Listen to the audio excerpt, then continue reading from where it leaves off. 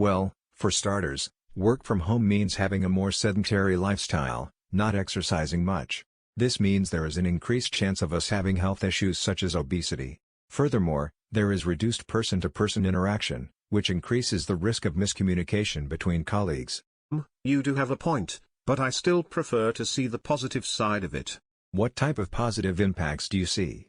The best thing about it is that it keeps us safe from the current COVID-19, since we do not have to make our way to the office. Next, we have better access to communication services such as WhatsApp and Zoom.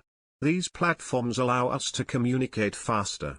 Furthermore, through the means of ICT, we are able to complete our job anywhere, instead of having to be at the office physically to complete it.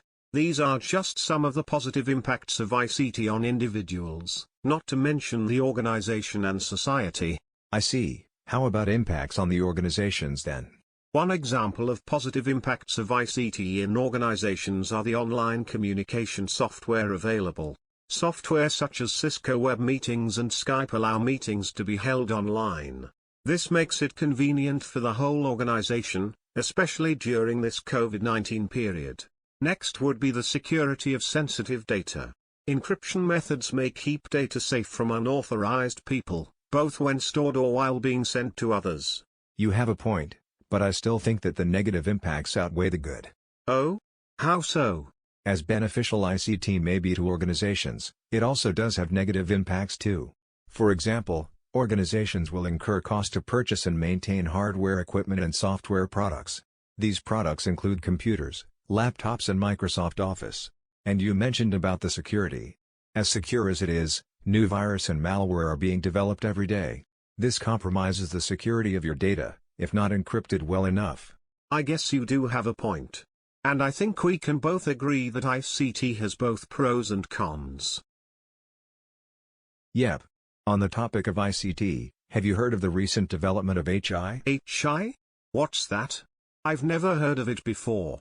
Health informatics is a new field in the healthcare industry which uses information technology, IT, to organize and analyze health records and improve health outcomes. So health informatics only started recently, I presume? Nope. In fact, health informatics began to standardize as a field of study back in the 1960s.